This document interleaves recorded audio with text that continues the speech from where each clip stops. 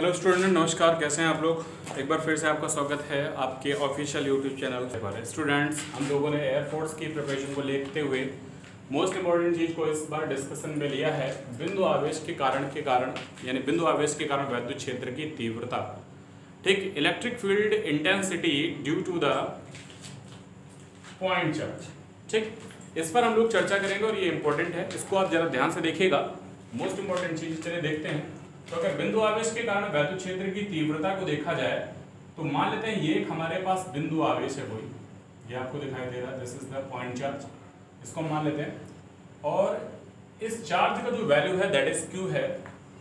इससे कुछ दूरी पर ये मान लेते हैं यहाँ से दूरी r है और यहाँ पर एक टेस्ट चार्ज रखा हुआ है that is plus q naught. This is the plus q naught, this is the test charge plus q naught है। और यहां से अगर इसकी डिस्टेंस को मेजर किया जाए तो ये जो डिस्टेंस है प्यारे बच्चों, ये डिस्टेंस कितनी है r। ठीक है, डिस्टेंस कितनी हो गई, r हो गई। तो एक बात तो ये तय हो गई कि इस ये प्लस क्यू नॉट है क्योंकि ये भी चार्ज कैसा है, पॉजिटिव है, और ये भी टेस्ट चार्ज भी कैसा है, दैट इज पॉजिटिव। तो इस पर जो फोर्स लगेगा वो किधर की ओर लगेगा, बाहर की ओर लगेगा। क्लियर हो गई बात। लेकिन अगर यहीं पर हम एक बात और करें कि अगर यही हमारे पास टेस्ट चार्ज इस कंडीशन पे होता, ठीक है, सॉरी टेस्ट चार्ज इसको हम गलत बोल रहे हैं, अगर हम इस चार्ज को ये मान लेते कि ये हमारे पास चार्ज कैसा है, माइनस क्यू चार्ज है, और इससे कुछ दूरी पर, यानी कुछ दूरी का मतलब सेम डिस्टेंस की अगर हम बात करें, पर एक टेस्ट चार्ज लिया गया है दैट इज प्लस का क्यू नॉट। उम्मीद करता हूं आपको ये बात समझ में आ गई होगी, दैट इज प्लस का क्यू नॉट लिया गया है। और इसकी डिस्टेंस को अगर यहां से यहां तक में मेजर किया जाए तो ये जो डिस्टेंस आई निकल करके वो कितनी आई भाई, आर आई।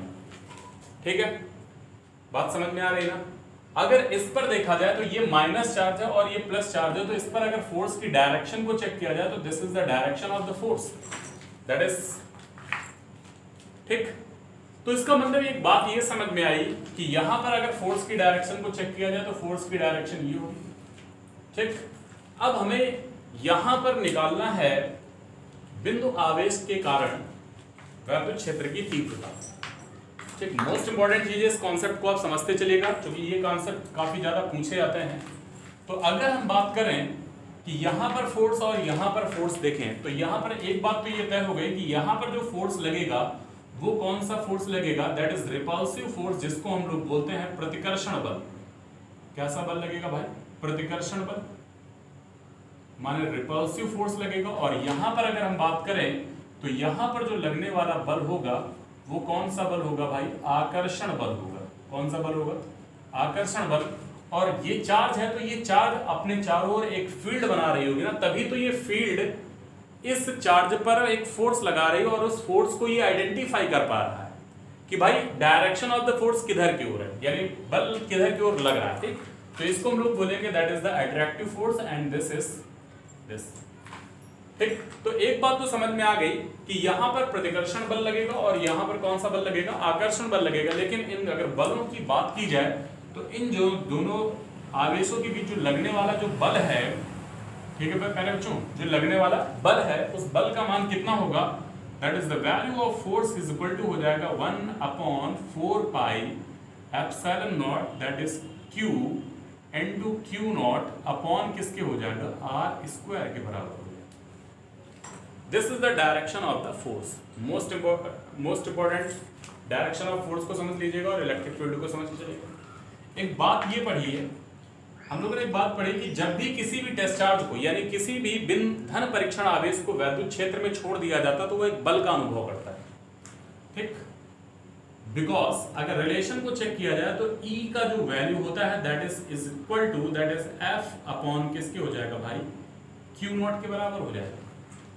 E का वैल्यू किसके बराबर हो जाएगा, F अपॉन Q नॉट के बराबर हो जाएगा। अगर हम इस F की वैल्यू को यहाँ पर प्लेस करें तो ये हमारे पास मिलेगा 1/4 pi epsilon naught that is Q into Q naught upon किसके हो जाएगा, आर स्क्वायर इंटू किसके हो जाएगा, दैट इज क्यू नॉट। ये बात समझ में आई आपको। अब यहां से आप ध्यान से देखिएगा, इस क्यू नॉट से ये क्यू नॉट की वैल्यू क्या हो रही है, कैंसिल हो रही है। तो हमारे पास फाइनली रिजल्ट क्या आ रहा है, that is E is equal to ये हो जाएगा 1/4πε0 that is Q upon R square. तो हमारे पास जो ओवरऑल रिजल्ट आया वो क्या आया, E is equal to 1/4πε0 Q upon R square. ठीक, और यहां से अगर रिलेशन देखा जाए तो दूरी के बढ़ने के साथ साथ, पहले इस चीज का आप जल्दी से स्क्रीनशॉट ले लें क्योंकि ये मोस्ट इंपॉर्टेंट चीज है। ठीक, तो जल्दी से इसका स्क्रीनशॉट आप लोग ले लें, फिर उसके बाद मैं इसके ग्राफ के क्वेश्चंस पर बात करूंगा। ठीक, क्योंकि ग्राफ से रिलेटेड काफी क्वेश्चंस आते हैं और महत्वपूर्ण हैं, तो इनको हम जरूर कराएंगे। ठीक है, चलिए देखते हैं। तो यहां से देखा जाए तो यहां से आपने एक रिलेशन निकाला प्यारे बच्चों, E is directly proportional to 1/r²। देखिए मैं क्या बोल रहा हूं, इस चीज को आप जरूर ध्यान दीजिए। E is directly proportional to 1/, जब डायरेक्टली प्रोपोर्शनल बोले तो इसका मतलब दैट इज 1/r², लेकिन यहां पर अगर रिलेशन ऐसे बोले तो E is inversely proportional to r²। माने इसका मतलब है कि दूरी बढ़ती जाएगी तो विद्युत क्षेत्र की तीव्रता भी क्या होती जाएगी, कम होती जाएगी।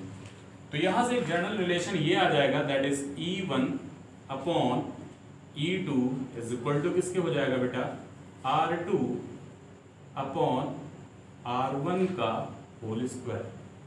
ये मोस्ट इंपॉर्टेंट रिलेशंस है, यहाँ से काफी ज्यादा न्यूमेरिकल्स आपके सॉल्व होंगे। तो E1 upon E2 is equal to किसके हो जाएगा, R2 अपॉन R1 का होल स्क्वायर हो जाएगा। और अगर R2 अपॉन R1 का होल स्क्वायर हो जाएगा तो यहाँ से वैल्यू हमारे पास भी क्लियर हो जाएगी। तो इस चीज को नोट डाउन कर लीजिएगा।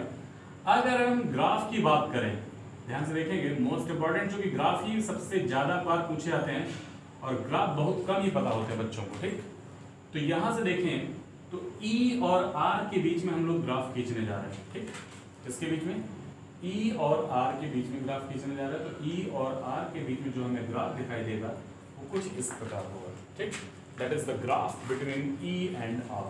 इस चीज को नोट डाउन कर लीजिएगा, दिस इज द ग्राफ। ठीक, ये मोस्ट इंपॉर्टेंट है, कई बार पूछा भी गया है। और 1/4πε0 का वैल्यू तो आपको पता ही होगा। ठीक है, अब आते हैं हम लोग बिंदु आवेश के कारण वैद्युत क्षेत्र की तीव्रता तो हम लोगों ने निकाल ली। अब बिंदु आवेश के कारण हम लोग वैद्युत विभव समझते हैं। ये मोस्ट इंपॉर्टेंट है देखिए, और काफी बार पूछा भी गया है। ठीक है, तो इस चीज को आप एक बार अच्छे से समझ लें तो ये ग्राफ हो जाएगा। ठीक है।